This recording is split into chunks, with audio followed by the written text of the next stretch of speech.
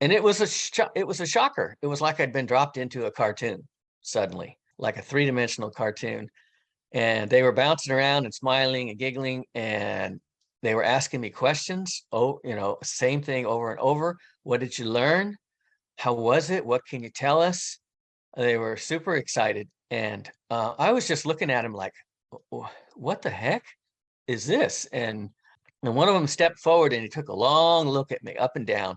And he turned to the other two and he said, he doesn't remember us. And they all started laughing and giggling. And I was kind of like, well, I kind of remember you guys.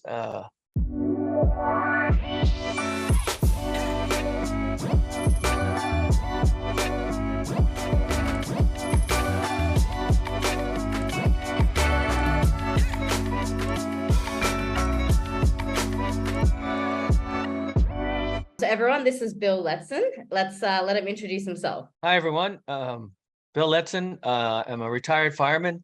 I live in California on the Central Coast, and I'm happily retired, and I'm glad to be here.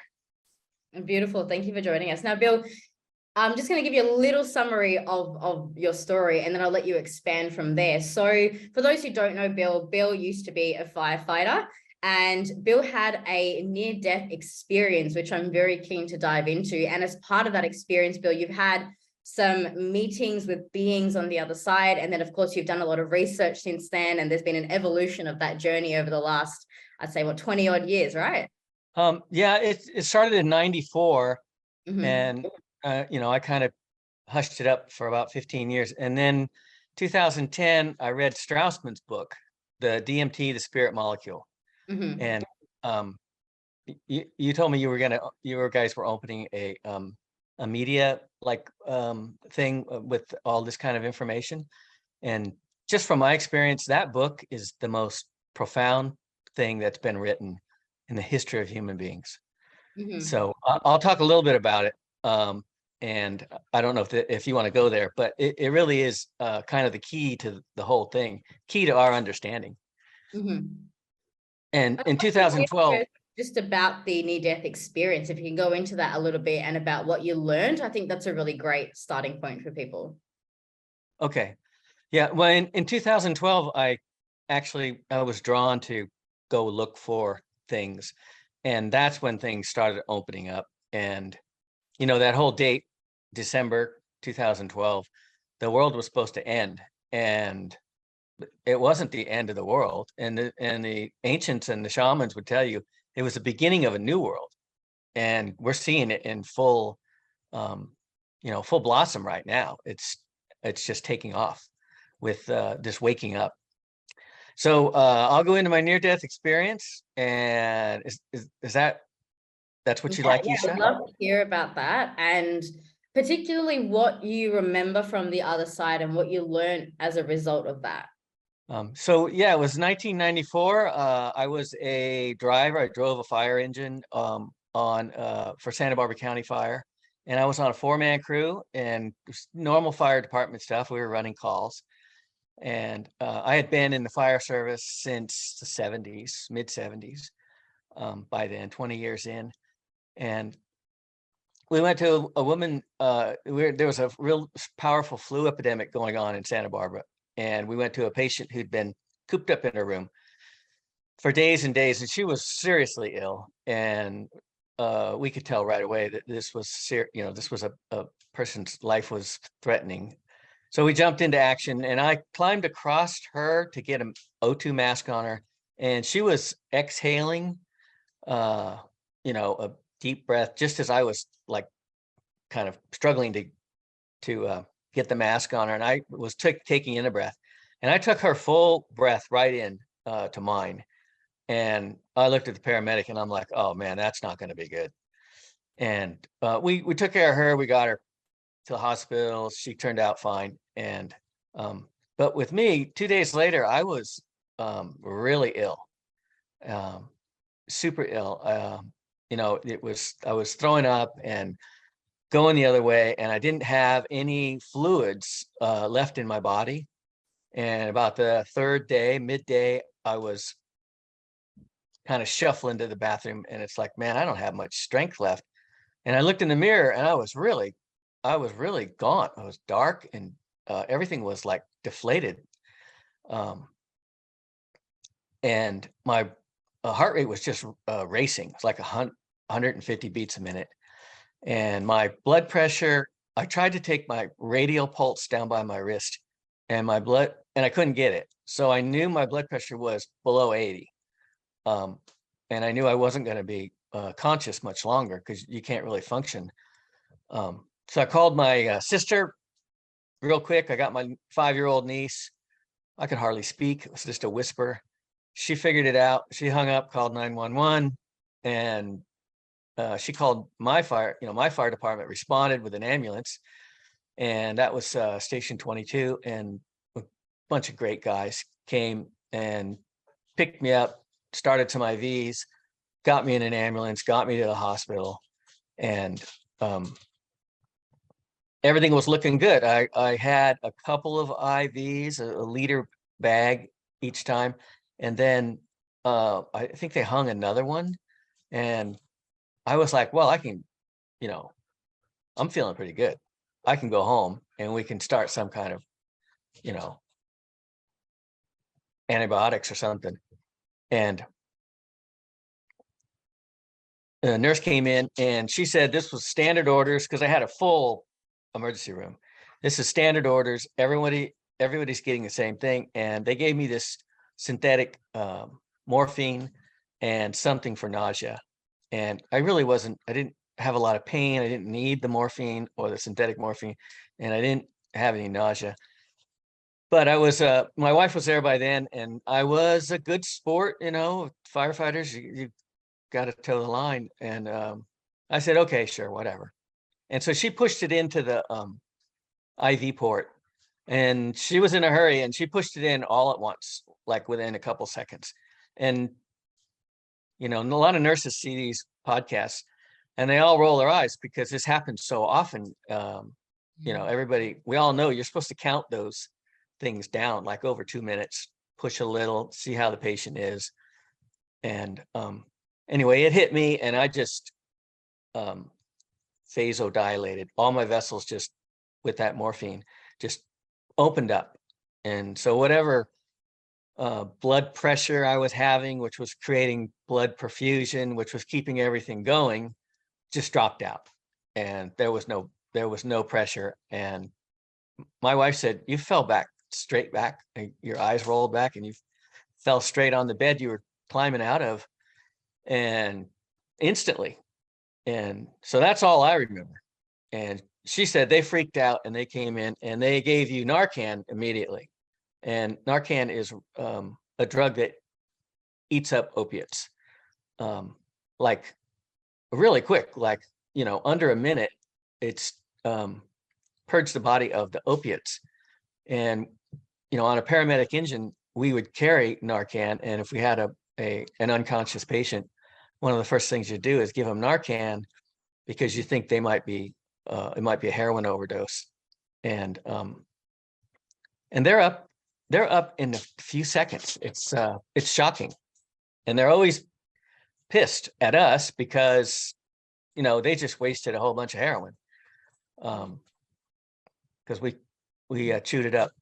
So she said they Narcaned you to get rid of those opiates. And then she said 10 minutes later they Narcaned you again, and then they did it again before they shipped you up to intensive care. And they put me in the head down thing, and they had 2 IVs going. And I went off to intensive care, and I was out for the next 12 hours. So just to kind of sum it up, I came in there on my knees with my blood pressure, and just a little slip up, and I was knocked out. My body just couldn't respond to that. It was overwhelmed. So I sat up there in intensive care, and I woke up the next morning I kept waking up between around 4 and 6 or 7. I kept waking up, but sometime during that night, I left my body. And this is something that's kind of cool, is that whole week before this happened, I was getting this little voice. And a lot of people have the same thing. It comes in on the left from behind you. It's like someone standing behind you and they're whispering in your ear. And what I heard very clearly several times during that week was, you need to be ready. You need to be ready for a change. It wasn't a thing about doom or bad news or anything.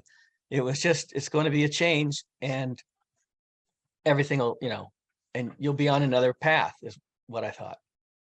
Were you already somewhat intuitive at that time beforehand? Because if you were already receiving that type of guidance, you must have had, like, were you meditating? Were you doing anything before like that?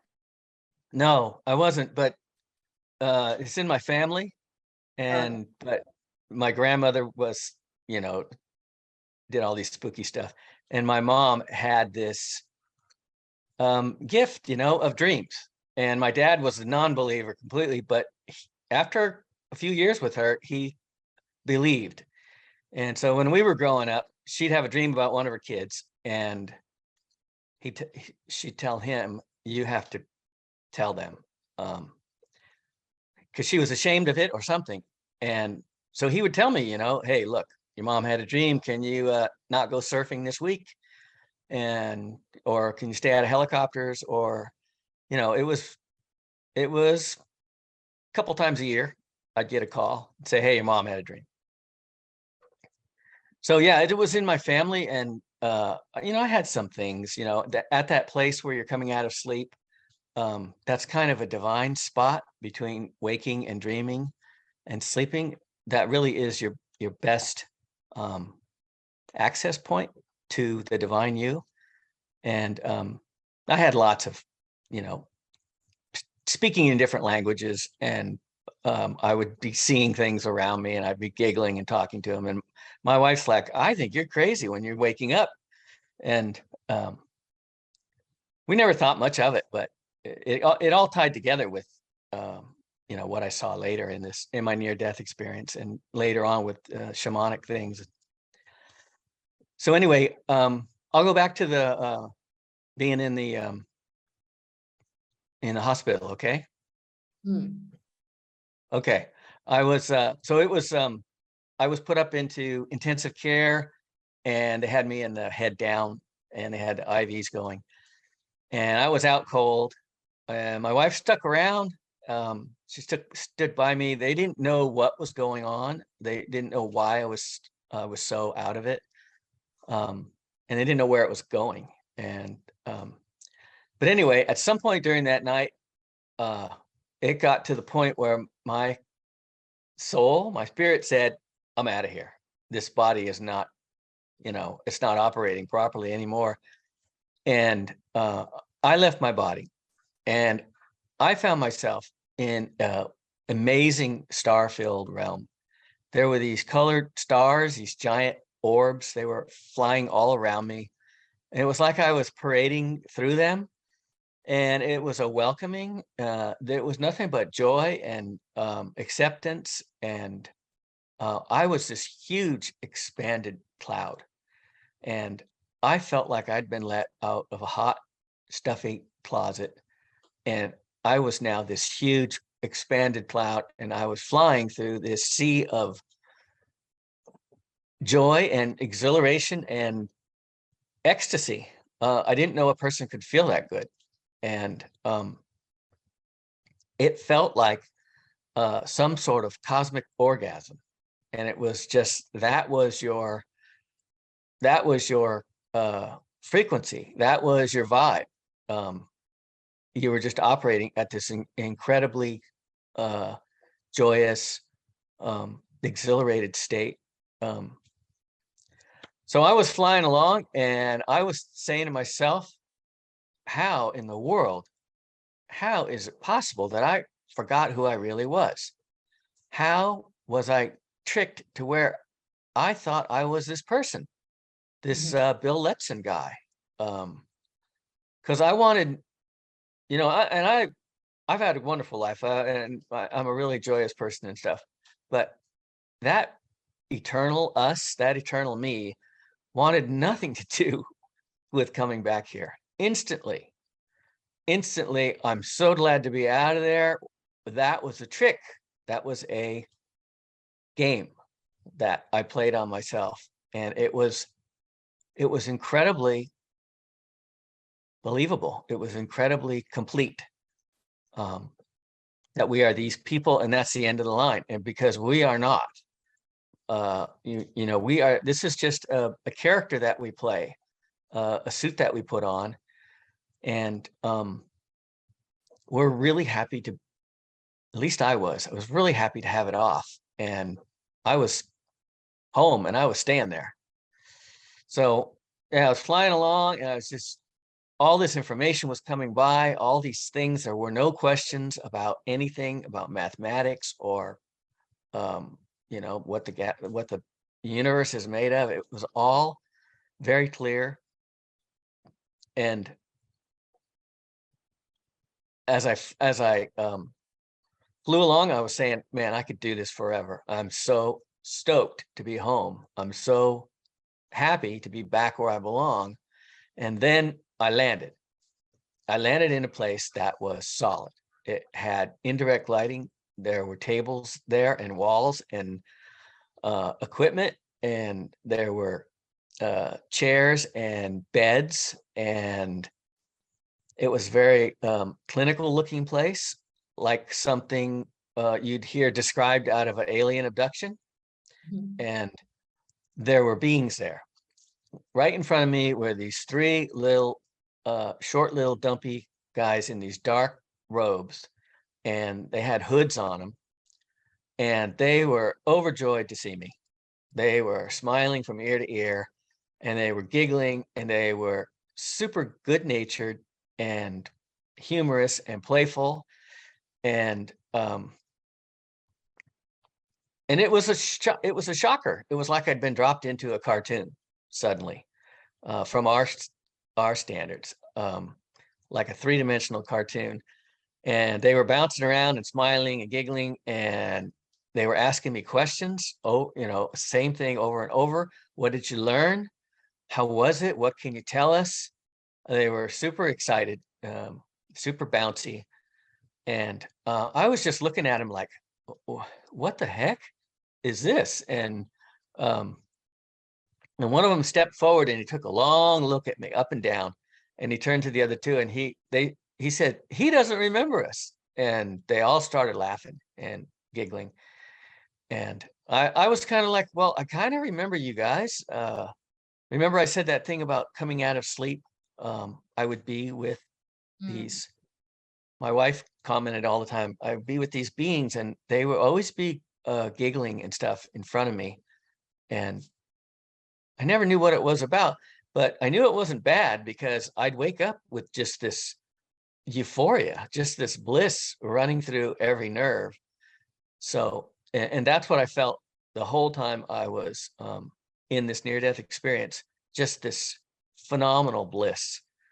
And, you know, the French call the human orgasm, they call it la petite mort, which means the little death.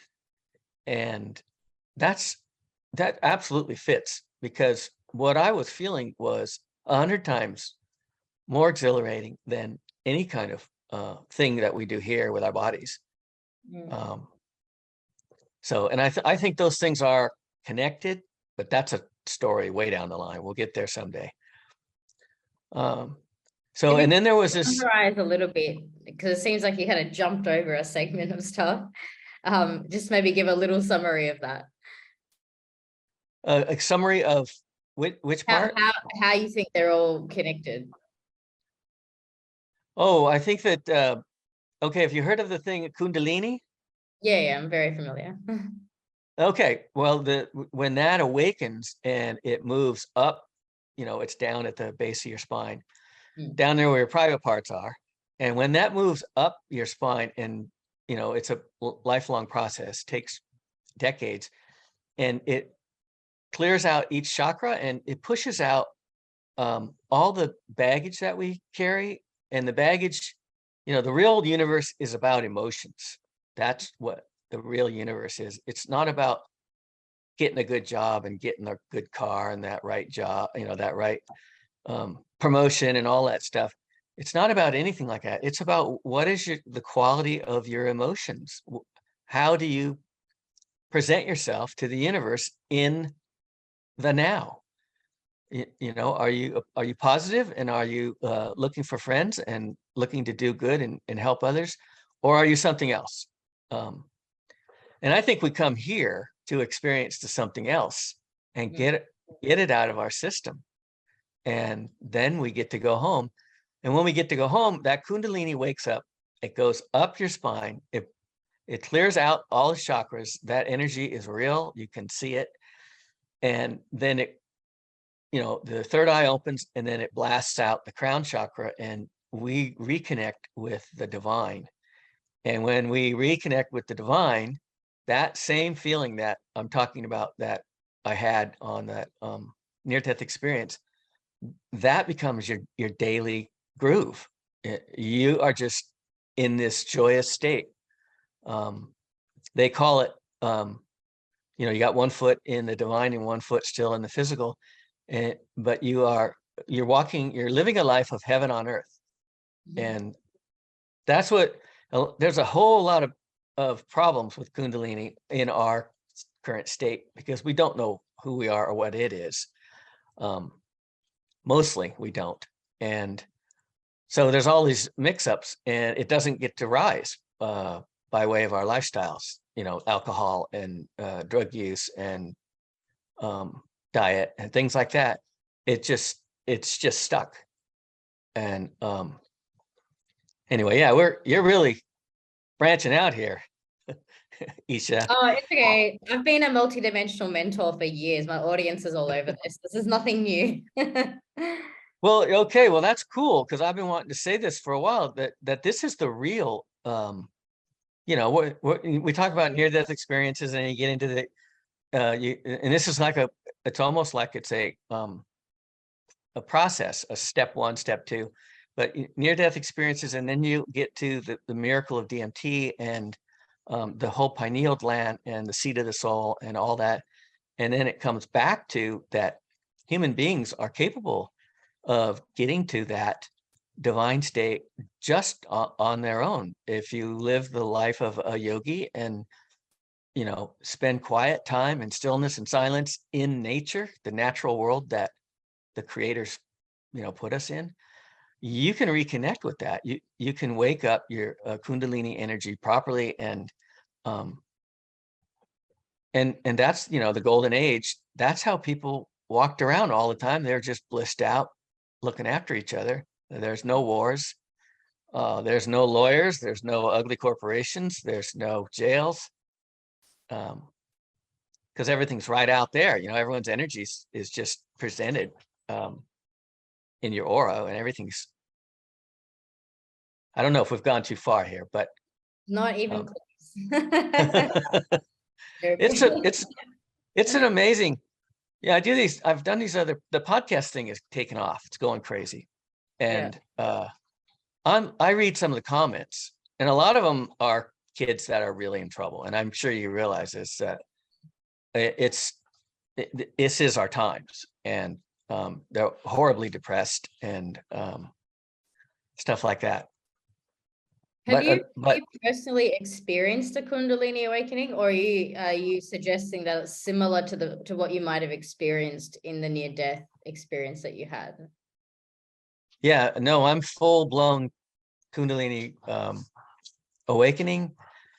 I try to keep busy. We live out in the country. My wife tries to keep me busy, but every time I can sneak away and get in the recliner, it only takes a minute or two, and there's this heaviness right here, and the vibrations start, and the right brain, the right side, feels like it's electrified and frozen, and it's just connecting up.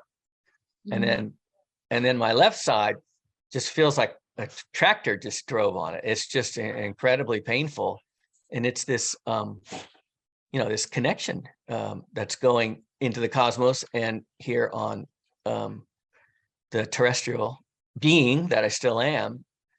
And yeah, it's a long process. It's what Kundalini is doing is it's taking your nervous system, all your nerves and your brain, and it's opening it up slowly. It's stretching it open so that more of that cosmic energy you can take in.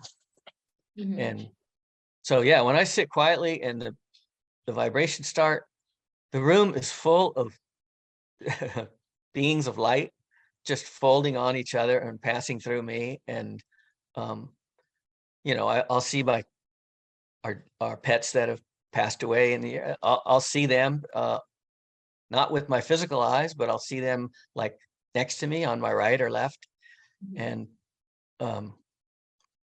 I know that those forms, they are folding and walking, and sometimes they, half of a person shows up like a silhouette or something. And it's just getting stronger and stronger. It's going to be, I think, in the next year or two, it's going to be full contact. It's going to be conversations. And I'll be one of those, full-fledged weirdos that, that talk to dead people.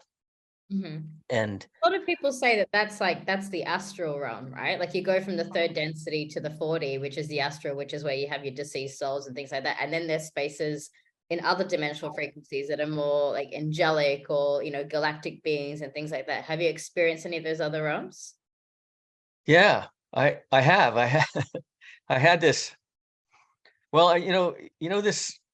I guess I'm going to open up with you because you seem to be able to handle it.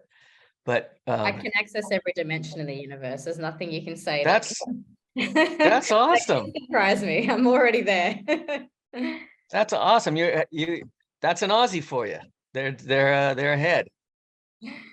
But yeah, for the last 10 years or so, I would see when I would wake up in the morning, you wake up and it's like, okay, I'm waking up. I know I'm still in bed, but I'm looking at faces, and very detailed.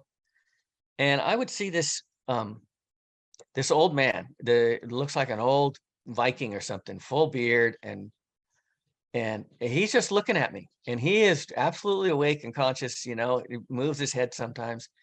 And if you look around, if you look into that, that's Odin. That is a mythical god from Germanic folklore or something. But I've seen him. I've seen the one that's called Ganesh. The eyes are a giveaway. It's just so much love coming from this being. And, he has all those arms. They all go around you. They go everywhere. And you never want to leave his presence. And the most striking one is, have you've heard of the goddess Isis with the Egyptians? I've had a lot of connection with Isis, over the years. Oh my God. I've been to Egypt, so I've had a lot of transmissions with Isis, visions. She showed me the entire 7 initiation processes. I had a lot of connection with Isis. Oh, good. Sometime I'll call you back. Maybe you can help me, because this was a couple of years ago, and I was doing these talks, and I started opening up, and I said, I sleep outside now because, there's something in the stars. We're not getting the straight story from NASA, but there's something out there that's just incredible. And I just sit there and watch this stuff go on at night. That's how I fall asleep. And one night I said, okay, I'm going to open up and I'm going to talk about some of the things you and I've just talked about. And I was putting a slideshow together. I got the slides all lined up, and I was thinking, man, I might be overstepping myself, but I'm going to do it because it's worth it, because, this is where humanity is going. And if I'm getting these things, then I should pass it along. And I was pretty happy with myself, and I'm kind of dozing off. And all of a sudden the sky, it was all beautiful stars. The sky just opened up. It was like somebody unzipped it, and it just parted, and there was all this swirling clouds and energy and mist. And there was this incredible gold woman, and she had these like wings that were it's like something she had put on, she had these wings, and these wings were moving around, and she was looking down at me. She was super excited. And I've gotten to the point where I don't run from this stuff anymore. I dive in, and I said to myself, I'm not going to blow this. This is phenomenal, and there's some sort of message here.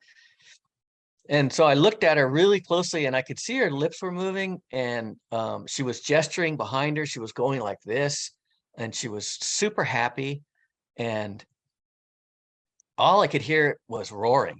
The whole deck was shaking, and the ground was shaking, the house was shaking, and just this roaring sound, like you were laying down next to the train tracks, and a freight train was rolling by you, and it's just bouncing the ground, and overwhelming power that these divine beings, gods, angels, whatever your terms are. But I kept looking at her, and she was gesturing, and I looked right into her gold eyes, and she was gorgeous. She was perfect. And I got that she was happy about something I did. And the best thing I can imagine is she was happy that I had overcome my fear of, trying to stay somewhat in the normal category. And she was saying, good for you, go do it. Talk about this stuff. I want, the other side wants humanity to wake up in a controlled order. It's not going to be all at once. It's going to be centuries of, this growing awareness that we are these incredible beings. So yeah, then the next day, and then that roaring and that shaking, and then it just closed, and I was shocked, and I go, my Lord, now I know why our ancestors called them gods, because they're absolutely the power was undeniable. It was like you were a gnat, and so yeah, so this divine beings, this kind of thing, this is a real thing. And when you start to awaken, when that energy starts moving, it's available to you. Is that what you wanted to? Yeah. I mean, that's quite a powerful experience. And a lot of this, did it happen for you quite recently, like just in the last few years, or was it like straight after the near-death experience? How did that sort of unfold for you? Yeah, the near-death experience was in 94. In 2010, I started questioning what had happened to me. And I started looking around. In 2012, 2013, I was with shamans, and I drank ayahuasca a couple of times, and that sort of restarted the whole process, I think, because it was really powerful. People were asking me the next day after that ceremony, they're like, what is going on with you? Because it was very powerful what was going on. And so I started calming down. That experience back in 94 would have impacted your journey? I mean, I feel like when you have a near-death experience, it does open that channel. Even if you didn't talk about it for another 15 years, it would have opened that gateway. So then when you come back to it 15, 16 years later, and then you start poking around with, things like ayahuasca, I feel like the gateway was already open. So I can only imagine that your experience with ayahuasca would have been a little bit blown out of proportion compared to like other people in the room because of what happened back in 94, right? Right. You are a wise soul. I like the way you put that, when you started poking around, because that's exactly what it was. I didn't know what I was doing. I just knew that I was, on a plane to South America every few weeks. Like my marriage suffered, my parents were upset, and I was like, I don't really have a choice here. I was making up excuses why I was going, looking for property, etc. But I was getting out of the States, there's a lot of chaotic energy here. You feel it as soon as you come back. And getting into that quiet place. I was staying in this village called Pachamama, and for months, and they go into silence for weeks at a time, and everything just slowed down. And after a couple of years of coming and going in that place, there was an opening, and that was around 2016, and it was a phenomenal opening. I'd be talking to somebody, and another face would pop up on their face, and then a few seconds later it would change, and it'd be a different face. And it wasn't just a picture of a face, it was an animated living character that was in this sort of ghostly colored projection right over their face. And I told them, I said, this is phenomenal. There's this other person that is taking your face. And I said, I'm just going to try to talk to him. And years before, I would have run screaming into the jungle at something. But I like a child. I was like, this is so cool. What are you trying to tell me? And watching these faces come and go, I was convinced that these are the past lives that are etched onto the soul of the person that I knew. And they were, they're there forever. That information is stored there. And, I had some opening, and I was starting to access this huge person that we really are, this huge being that we really are, these thousands of people that we have been in our past lives. And there was all this aura stuff, and there was this star, it was a lot of crazy stuff. But I remember one night, after 2 days of just all these visions, I was going to sleep, and a bunch of us were in this thing, and we were sleeping out by this temple. And I looked up at the stars, and I said, I just want you guys to know, I was talking to the divine, talking to those guys that I saw in my near-death experience, and whoever else might be listening. And I said, I just want you guys to know that my schedule is wide open. Whatever you need from me, I'm in. And I have nothing but gratitude and appreciation for these experiences, these visions, because it's something that the whole world is striving for. And I mean, it just came to me.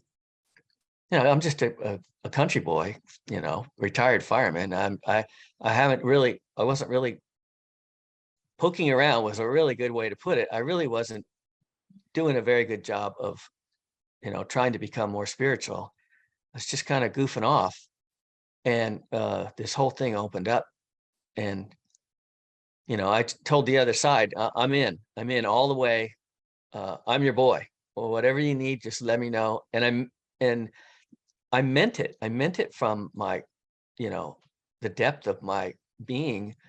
I was serious. I was grateful. And that's the key. When we hit that spot, that's when the divine says, all right, you're in. And, I had this weird star thing. It looked like, when it came down, it looked like a bird flapping all its wings, moving in sort of fast motion. And, that's in these religious pictures. He shows the dove above, Christ and stuff like that. This is, and the snake below. If you look below, there's always a snake on the ground, and there's a dove. And that is the Kundalini energy. We fly in the sky, and we also walk on the earth. And, that's what the story that's being told. And the Kundalini thing, and that movie, I tell a lot of this, that our movies are actually leading us in the right direction if we're ready to see what they're telling us. And there's a movie with John Travolta, it's called Phenomenon. And he goes outside, he's in a small town, he goes outside, he looks up at the stars, and then the star comes down and just, goes through him. And then he starts doing all these, he starts developing into this like superhuman. And it's a great movie, and the whole movie's Kundalini. Right. Anyway. I do see that with a lot of a lot of mainstream films, actually. In fact, one of my favorites is Interstellar, especially that final scene. I've never seen multidimensionality represented as accurately as what I've seen at the end, the final scene of that movie. And I'm like, damn, these guys get it, you know? Like just the whole time space continuum, like right there in front of you. And you're like, and people, you know, I've spoken to a few friends about this, like, oh, I don't get it. It doesn't make sense. And, you know, oh, it was a weird movie. I didn't understand. And I'm sitting here going, let me watch it again. Like it was so good. Yeah, that's it. When it's like the house, you could see through the house, Yeah. and you can see all the blocks and stuff. Yeah, yeah. And they show you that in the two boxes, the two events are happening in the present moment. And I'm like, that's it. Like, that's it. They've got it, you know? Yeah. Yeah. They're doing a really good job of helping those that are ready. And it's not going to be, it's going to be a fraction of 1% is going to see that and like you and say, oh, that's exactly what they're talking about there. But yeah, like you said, your friends were like, I don't get it. Yeah, a lot of my friends didn't understand that movie, and I was just like, that was genius. Like, for those who got it, you got it, you know? Yeah. That movie, I thought that was good because a few years ago, I don't know, 2017, I went through this leaving your body. It's like I'm being schooled or something, and I would have these out of body things one after another for weeks at a time, and it got to where I wasn't fearful of that. When you peel away, it's like you're peeling the back of a stamp off. You just effortlessly peel away, and your physical body just kind of deflates and lays down, and you're out. And it's kind of weird because you're kind of tipsy, you don't really know what you're doing. And but after a few times, when I got my spirit legs or whatever, when I moved around my house, and my house looked just like that. I could see all the rooms at the same time, and I could move through them, just go through walls. And when I got in the kitchen, there was all these voices around me, all these beings around me. They were all very friendly and supportive, and you could tell they were having a good time. And when I got through the kitchen, I saw all this like past holidays and stuff. I could see food. It was like misty and smoke was swirling and stuff, but then I would see like a Christmas dinner, or, I'd see, everything that we do is permanently here. It's never gone. And I was walking right through it. I could see the food laid out, and I could hear my wife, we got all these animals, and I could hear my wife like taking care of one, had a burr in its foot or something. And I could hear her voice, she said, oh, he's such a good boy. Oh, he's such a good boy. Here, give me that. And I'm like, wow, all of the emotions that have been in this house are always here. It's like, well, they do say that, like I've done, not a lot of this, but like, space clearings and stuff. And they say that like the space actually contains the energy. So if you move into a house that was previously owned by someone else, and say something really emotionally charged happened, like somebody died, or or worse, like if someone got murdered in a house or something like that energy, you can feel that, right? Like there's a density to that kind of experience. And also things like hauntings, like my house when I was a kid, I'm talking like sort of between the ages of 9 and 12, there was a house that I lived in, and a lady had passed away there prior to us purchasing the house. And of course it was all like, disclosed and stuff before we bought it. But my mom and my sister would always see this old lady just walking around at night, and we'd hear the taps going on and off. And this is when I was a kid. I'm like freaking out, For about 2 years, I slept with the bathroom light on, which is the room next to mine, because I just knew that if the lights were off and my doors open, this lady's going to come in, she's going to stand at the foot of my bed and I'm going to freak out, you know? So I would always have my brother in the room with me, or I would have the lights on. I had a nightlight at the age of 12. I mean, who does that, you know? Because I was freaking out about this ghost that was in the house. Yeah, that's really cool. I'm really glad to meet you. Yeah, likewise. Yeah, I think there's a lot more to the world than, you know, than obviously what people are telling us. And I think that's one of the biggest intentions why I've created this interview series, is to hear from a variety of different people who've had these experiences. And I guess the other big thing we're exploring at the moment, what the main core of this channel really is around UFOs. And you kind of touched upon it before, and you said, you know, you look out in the night sky and you're like, well, NASA's not telling us something. Have you seen anything? Have you experienced anything that you can tell us about in regards to that? Yeah, I did when we were closing up that last, what we were just talking about, because that was really amazing. All I can tell your viewers is, your listeners, is that I was really thankful that, you know, in the 30 years in this home, that it was all about love and support of each other and goodness, because that's all I experienced. And, you know, if it was a house, you know, full of addicts or something like that, and violence, and, you know, that would be a nightmarish place to live. Yeah. And Edgar Casey's a famous mystic, and he said that thoughts are things. In the energetic world that we come from, our thoughts manifest things, and they persist. And that's exactly what we were just talking about, is that, you know, our thoughts and our words and our deeds, they hang around. Well, it's a very typical feature of, again, like what we call the astral realm, you know. So one of the frameworks that I teach, and a lot of my viewers have probably already seen this, is the framework of the 13-dimensional universe. And so it goes into the third dimension as, you know, this physical density, the things that you can sense with your 5 senses. And then the next frequency up from there, the next level of density, is what we call like the 4th dimension, or the astral. And the astral plane is where you typically find any deceased sort of beings, or like there's a lot of, you know, frequencies in that space. And what I've seen in the astral is that thoughts are exactly that. If you think about a bird, suddenly a bird appears. If you think about an elephant, it's like you got to watch your thoughts. Here on Earth, we don't have that, because there's a, you know, we're under like the veil, as I'm sure you know, like we're under the veil, and under the veil, the time-space continuum, there's a delayed effect. Because otherwise, if we had the same rules on this planet that we have in some of the other dimensional realities, you know, a teenage boy would be thinking about naked women, and suddenly naked women would be appearing everywhere. Or like, you know, a person could be having, you know, thoughts of anxiety, and suddenly there's bombs dropping from the sky, whatever, you know, or there's just like flowers popping up everywhere, whatever thoughts that people have, like they just feel like everything. And so we have here, you know, this delay. It's almost like a filter that allows us to have our thoughts, and the thoughts don't become things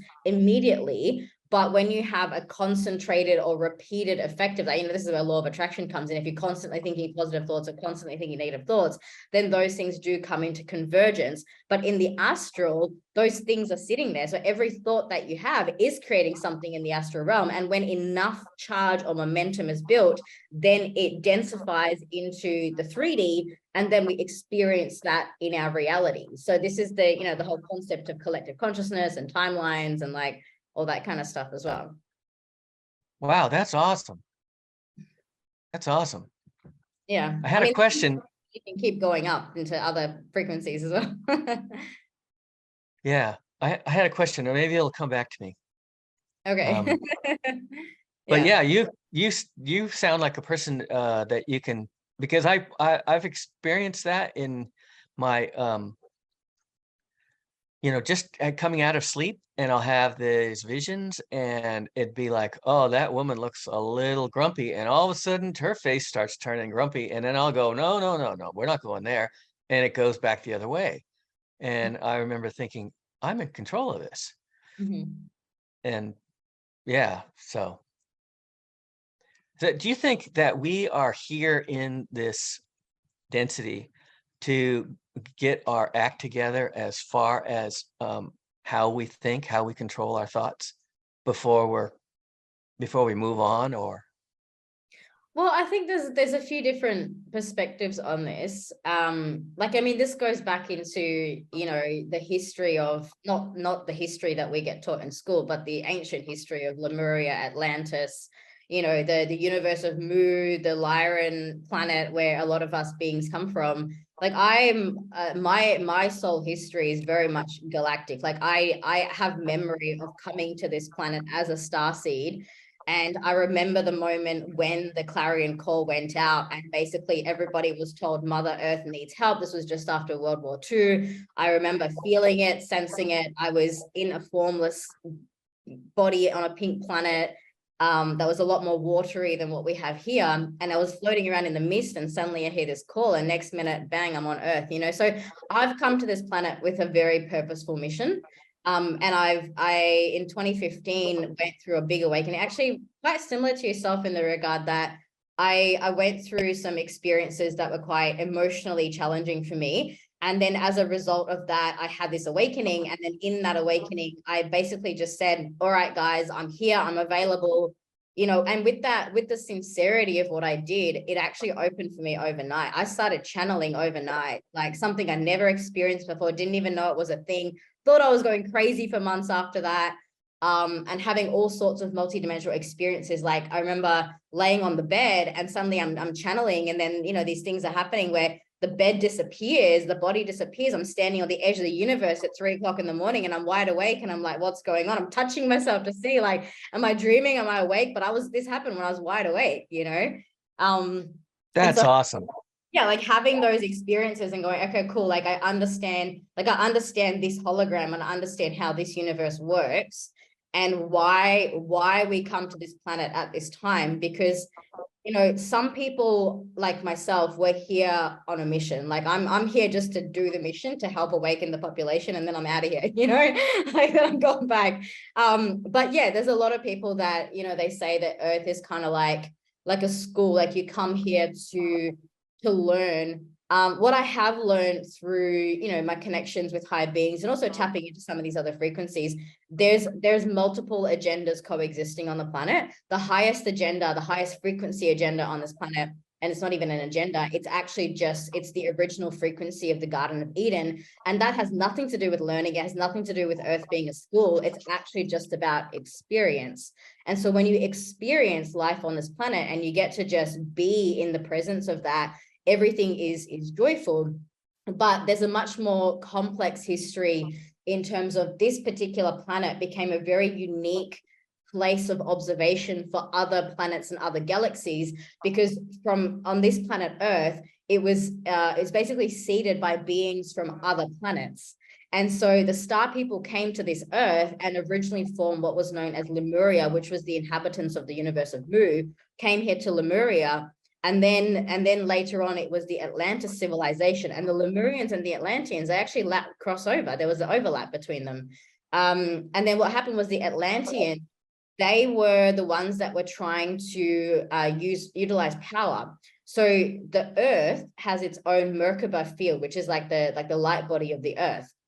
And so the Merkaba, which is a star tetrahedron, it kind of think about like, you know, the Star of David, but in 3D. So it's like a 3D 6-pointed star pyramid thing.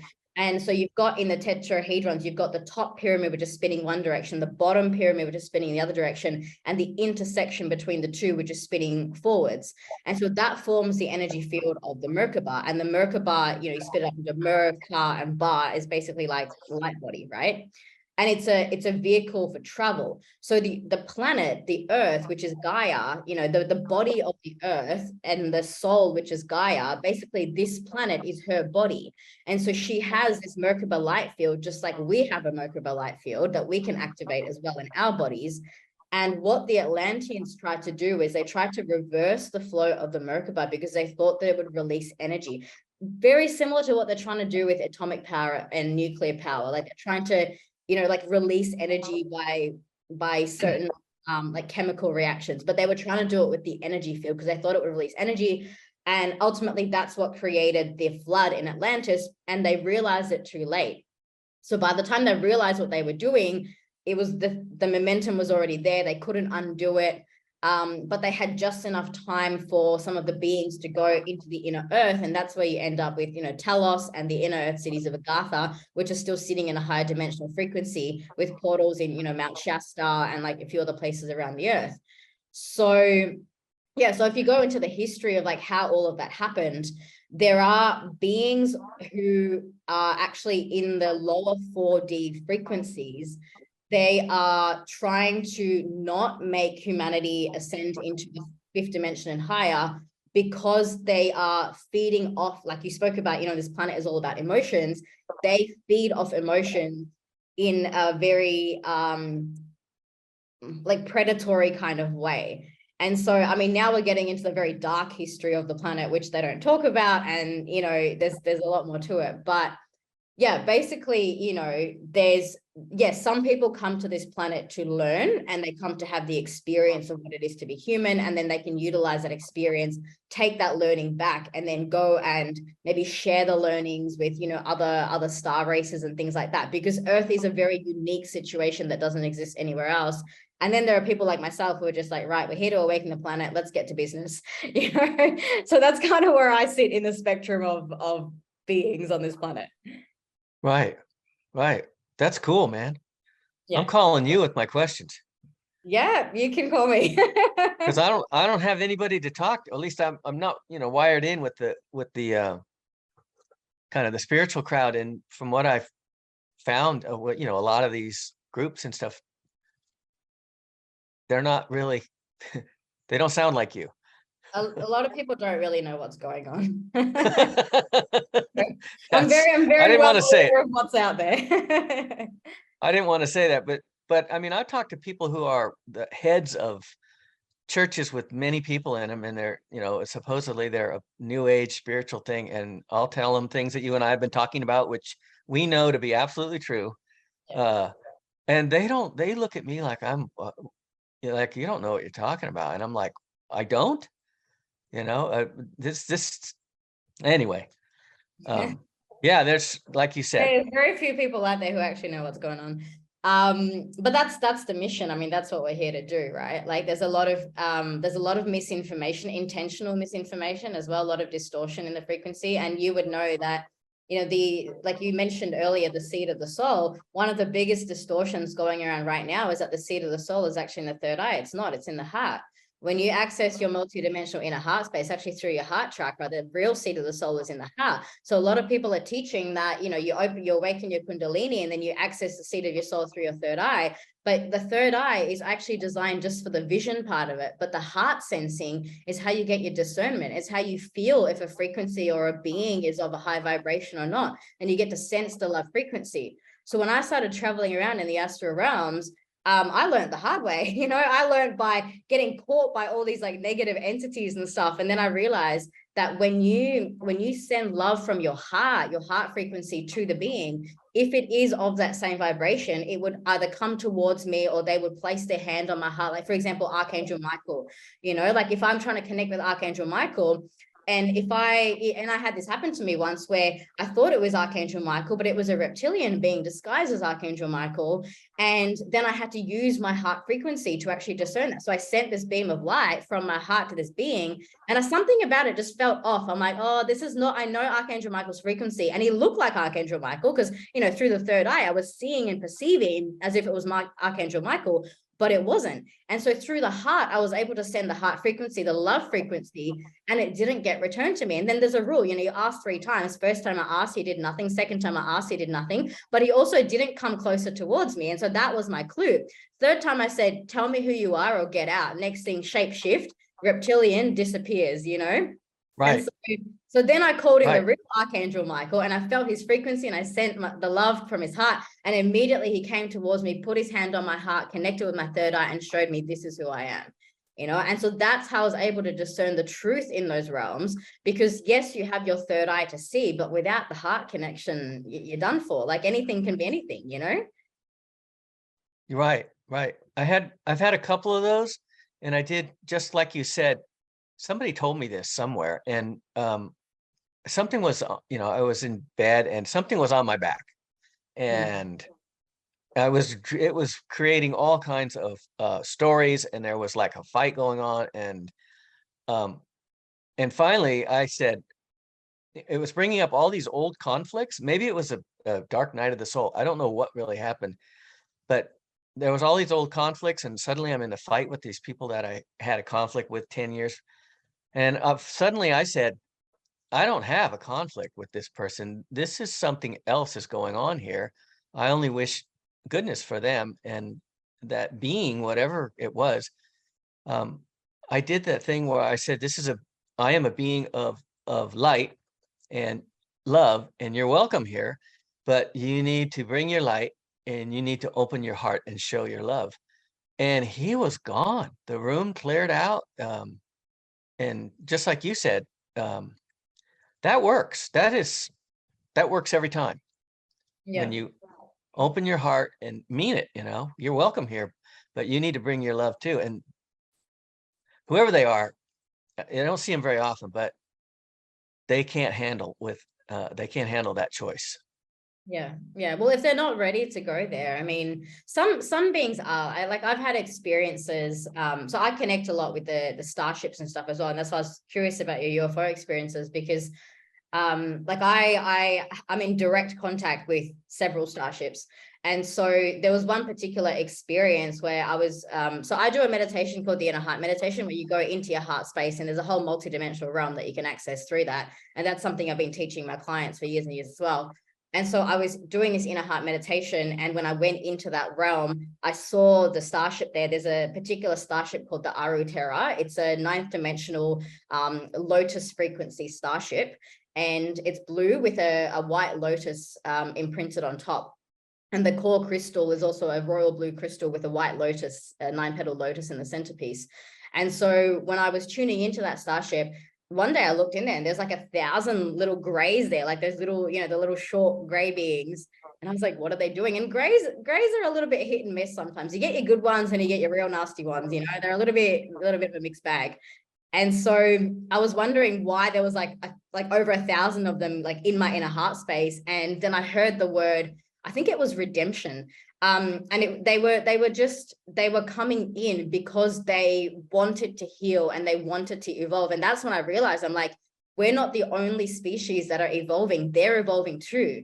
And so some of these beings that are, sitting in those like 4th dimensional frequencies, they're also trying to get to that 5D consciousness of the unity vibration and love frequency. And so there they were in my inner heart space, just hanging out, and then all the light beings came in and they were working with them and supporting them because they, of their free will, had chosen to also evolve and transform.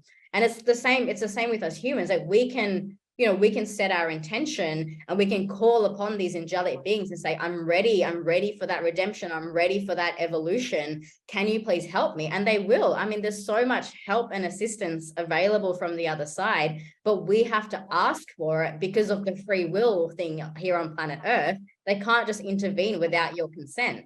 And so when we ask for it, like you asked for it, you said, I'm available. I'm ready for this. I want to do this. And so that's why, and the same thing happened to me as well, because I basically just surrendered and said, I'm available. Next thing, I'm trans-channeling, I'm connecting with all the beings, and, things are disappearing in my reality and I'm stepping into the cosmos, but I did actually ask for that. Yeah, that is the secret. I think the first step is a compassionate heart. And if you live your life with that vibration, and then when you do look, they'll show you a little. And when that clicks and you say, oh my goodness, this is not an accident, this is not a hallucination, it's the strangest thing possible is real. There are divine beings and we're being followed, and this world is a wonderful gift. And I mean, that's just, when you give it up and you mean it, it's immediate. It is immediate. That is a true statement. Yeah. I think people really overcomplicate what is required to access this higher knowledge. I mean, if you come in with a sincere intention and a open heart, it's already there. These beings are already there. They're not out there somewhere. They're in here. They're in, in the heart space. And it's only, for some people, they access it through ayahuasca or through, near-death experiences, or whatever, like universe will find a way to make you awaken, right? Like if that is your pathway and that's what you're here for. And I've spoken to a lot of people, like I'm sure you can agree with this for yourself as well. Like once you have that knowledge, you want to share it, right? Like you're jumping on these podcasts, you're doing these talks, you're sharing your knowledge with people. And that's that expansion that the universe is wanting. And so you will be supported in that. You will be supported, you'll be led to the right places, the right conferences, the right people, like everything kind of just clicks into place if you have that sincerity and that openness and you're really coming at it from that high frequency. Yeah, that's absolutely true. When something I wanted to do maybe doesn't come through, I don't even care anymore. It's like an email is going to show up and somebody else is going to want to talk about something and it's going to go another direction. And I've spoken at that group 5 times, and I don't need to go back. Right. That kind of thing. It's a rerun, and I see exactly what you said. I see the other side saying, well, let's move on. And yeah, we're in, everything's going to play out perfectly, and just hang in there, and like you said, keep your intentions high and your energy high, and everything's going to work out every time. Yeah, exactly. Yeah. Well, thank you so much for sharing, your lessons and your story. I'm sure, people will get a lot out of it. And yeah, feel free to stay connected. Yeah, I've been mentoring in this space for almost a decade now. So yeah, it's been a bit of a fun journey. Just a little bit of history on myself. So I have been a spiritual mentor for quite a number of years. And I've taught people how to access, the 13th dimension of the universe, and all, no drugs, nothing, like all just through consciousness, through meditation, the inner heart meditations in particular. So I shut everything down in December, and we're just releasing all the content for free on YouTube now. So you can literally just go to my YouTube channel and learn everything. So I've basically just I don't know, that's just what I feel guided to do right now. So yeah, so any questions you have, I mean, it's all there, all the content's there, it's all available, you can just sort of work your way through it. And if you have any questions, you can just email through. Oh, wonderful. Thank you. Thank you. This has been great therapy. Yeah, well, it's always nice to share your journey, isn't it? Yeah, I was actually really excited to meet with you today. Like I said, I did stalk quite a number of your videos online before I reached out to you, so I was quite familiar with your story. There's a few things that we didn't get into that I feel like we're out of time now. I might have to do another one, but particularly the stuff about the passing of the soul, that story, and then how your mum put her hand on the forehead and like the glowing and like all that kind of stuff. I just yeah, blown away by that. That was save that. that was powerful. That was my father. Yeah, exactly. Yeah, it was quite did you want me to do a quick you asked about UFOs? Did you want? Yeah. Okay, yeah, let's just keep going for a few more minutes and then we'll just edit and chop and change some of these bits. Yeah, okay, I'm curious about your take on UFOs. That is the main theme of this channel. Yeah, we've gone in a lot of other directions today, but it is focused on UFOs. Yeah, you've been so helpful to me. I didn't want to let you down. So thank you. Yeah, so as I was going down to Costa Rica, and things were opening up, and it's just a lot of, I see energy everywhere, and you look in the sky and it looks like you're in a snow globe of glitter and just darting orbs or whatever everywhere. And when one of the trips I went up by Nicaragua, and there's a ley line up there, and I rented a place for a couple nights. I was on my way somewhere else, and I was out in the middle of nowhere, and near this ley line, and I could feel something. And the guy who rented it to me, he said, "Now just be careful, because a lot of people say they have crazy dreams and stuff." And I'm like, "Well, okay, this will be interesting." And I was sort of falling asleep on the bed, and all of a sudden I just got these 3 pounding right here on the third eye, just like something was pounding, and it seemed like it was the door, like somebody was pounding on the door. And I was like, that is not the door. That there's nobody here. There's nobody around for miles. And that's, something's going on in my third eye or something. And I kind of closed my eyes confidently. I said, well, whatever happens, happens. And I always, as a kid, I always had these dreams of like riding in a convertible car and being pulled out of the car and flying upward, or on a roller coaster and flying upward, coming out of the roller coaster, flying upward. And the big one was I was on a surfboard and I was paddling around, and as a surfer growing up, and I'd be on a surfboard and here comes a wave, either coming from below me or coming towards me. And my surfboard wouldn't float on the wave, and I would have to separate from the surfboard. And it was kind of a struggle, and I didn't want to go. But anyway, I would peel away from the surfboard and I would go up with water dripping off of me, and that would be my dream. But at this time in this place near this ley line, I started seeing where I was going. And I went to this facility similar to my near-death experience, tables and chairs and equipment. And there were beings there, but they were different. They looked like the E.T. being, the movie E.T. They looked like that, and there'd be 4 or 5 around me. One of them was in charge, and the others were doing things. They had equipment and stuff. And I remember going, oh, that's what this is about. This, and I knew the place.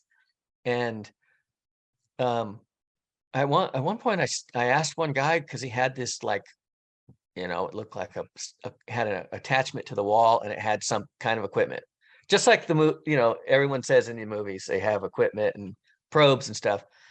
And I asked him about it. I go, well, what's this? Can you show me? And he looked at the being at the head, the guy in charge, and the guy said, yeah, okay, go ahead. And he showed it to me for a while. He turned it over and stuff. And what I got is they're really nice guys, but they have a job to do. And I think it's it's keeping us on schedule, keeping us whatever we're doing here, whatever the script is for our life is, they're, if we're getting ill or something like that, they patch us up, and maybe they change our mind on something that's going on, or maybe they give us a challenge, a health challenge or something. But it was really clear to me that it was like a checkup station. And after that, I was there a handful of times. I would get off the bed that they had me on, and I'd move around the room, and they'd put me back on the bed, and you'd see all kinds of wild looking beings in this place. And so, yeah, that the alien abduction thing, that definitely, and I'm convinced everybody is going through that, but just people that are somehow further along in their journey or something are picking up on it. They're remembering it. Yeah. Were you were you taking ayahuasca at the time when this happened, or was this just through meditation? No, this was just, I was just going to bed at night. I hadn't tried ayahuasca yet, I don't think. Oh wow. It's a very vivid experience, just for a dream, Yeah, I've seen a very detailed. I've seen a lot of this. I've seen the floor, there's a lot of liquid in the floor, and snakes, big snakes, moving around. Like you were saying earlier, there really isn't any limits to what can go on in some of these realms. And to talk about them may sound ridiculous, but it's very normal when you're there. And I've never been fearful, or I always just, I'll sit up and I'll look around. I go, oh, I'm back here. And I'll put my head back down. I say, well, just let them go to work. They're doing something. it's something that's furthering this journey, and do you ever probably feel none of my like you want to just be back there instead of here? I mean, like once you've experienced, such a big loving energy, or like all that calm and the presence, I mean, is there that desire to just want to be there? Yeah, I was listening to this guy today, and he said, he was talking about something, and he goes, I was on this, I had this vision, and then I was left my body, and then I was in front of a dragon. Dragon was coming right towards me, and then he goes, but he was friendly and he was playful, and that sums it up. You can see some wild things, but nothing's out there. I, if there is, I'm not seeing it very often, but nothing's trying to harm us, and nothing can really harm us. Actually, we live forever, and we're indestructible, and we can get waylaid, we can get confused and start down some some path, but there's never anything to really be fearful of, and fear is what gets you in the wrong path, I think. Well, I think you've hit the nail on the head there. I mean, yeah, because there's a lot of stories out there, and even in spiritual communities, people will say like there's good beings and bad beings, and there's some level of truth to that. But then, if you're going in with no fear, and I mean genuine no fear, like just such an open heart, then yeah, those beings, there's nothing for them to connect to. There's nothing there, and in that sense, we are eternal. And so even those stories, a lot of them are very much just in that polarity kind of frame, where there's good and bad and right and wrong. And then after a while, it's just like, well, everything just is, and energy is eternal, you're eternal, and then you kind of get to that space, and that's kind of where the cosmic joke kicks in a little, you just laugh about it because you're like, what else am I meant to do? Like everything's just funny after a while, right? Everything is just funny. Yeah, everything is just funny. It is. I told my wife, I said, I got a year or two before you're going to consider me for the funny farm, because it's all bleeding into my physical world where everything is just joyful. And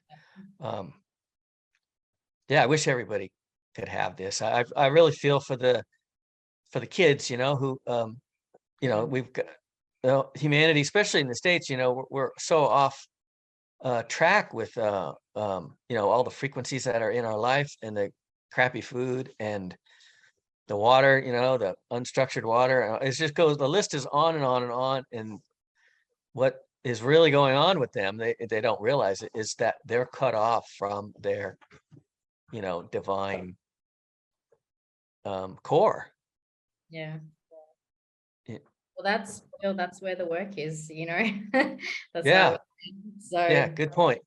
yeah, that's what we got to do. Seems like you're very passionate about the youth. Maybe that's your next project. Well, I get frustrated with some of the comments and stuff, and then I think, those comments aren't coming from because they're mean people. They're coming because, like you said, that is the energy. That's the only energy they got to. Yeah. That's the only energy they have working in them. How much they must be hurting so much in their heart to be able to say something like that. I mean, they have to, it's like they have to get that pain out somehow, somewhere. It has to explode somewhere, because they don't have healthy ways of dealing with it, or they don't know, they don't have the tools, they don't have the knowledge, like some people have. So I mean, yeah, it's difficult, but it calls for that higher level of compassion, right? When you see these youth who are struggling, and that's where the work is. It's easy to hang around people who are joyful all the time, and it's easy to talk spirituality in circles where everybody's affluent and is able to meet up and do these long breathwork sessions and cacao ceremonies and stuff. But at the end of the day, the work is actually in the underprivileged. And I say that, like, coming from that industry, like, I see, like, I spent a couple of years in the Gold Coast, and everyone there has a lot of money, and they're going around doing all the ecstatic dance, the cacao ceremonies and all the things. And it's just like, it's cool, it's fun for a while, but it's like, that's not where the work is. The work is actually in the most underprivileged areas of our society, inside the poverty, inside the ill health, inside, you know, the systems where things aren't working. That's where you need the most light, you know. And so you can sit around and sing Kumbaya, you know, out in the gardens and think you're doing the work, but you know, anyway, I could go on a bigger rant on that, but I think it's just, yeah, I think each person is here to do something and to create impact in the ways that they create it. And also acknowledging that not everyone has that same level of privilege that we have. And I'm also very lucky, like yourself. I had, you know, pretty good life, and, you know, live in Australia, like, you know, everything's pretty peachy here. So, yeah, I think when we have the capacity to support those who are maybe lesser privileged or, you know, are going through some more difficult things, then, you know, if we are in a position where we can do that, then we should do that, right? I mean, it just seems like common sense. Yeah. Yeah. Yeah. People, you know, there are a lot of people are watching these near-death podcasts, and their comments are, I can't wait for my turn to get out of here. And, you know, you're talking about a 18-year-old girl who wants to die, you know, because she's miserable. And that's, you know, that's kind of heartbreaking. Well, I can relate to that. That was me in my early 20s, you know, like it's just, I see them doing it and I'm like, that was me. I didn't want to be here. It wasn't until I had my spiritual awakening in 2015 that really I started to understand, oh, this is why we're here. We're actually here to be human. There is a joy in that. And I started to find, you know, the things that were meaningful to me. But I can relate to that. I know exactly what they're going through because I've been there myself, and I know the struggle. I know how hard it is, you know, all the pressures from society and the way that society has built us up in that way that it seems like sometimes there's no way out, you know, and then death seems like the only solution. It's not. I know that now from, you know, the years of work that I've done, but I understand where they're coming from, you know, and it's very heartbreaking. Wow, you're cool. Thank you. I gotta Yeah, go. But it's thanks been for an having me. absolute pleasure. Thank you so much again for sharing yourself with us on the show. Definitely, yeah, stay in touch. We'll be airing these episodes starting from April, but we've got quite a big backlog. So yours probably isn't going to come out till like May or even June. But we'll let you know when yours gets posted, and you can go and share it on your networks and stuff as well. Yeah, cool. Whatever you say. All right. Thank you so much, Bill. It's been a pleasure meeting you. Pleasure's been mine. Thank you very much. Thank you. Bye.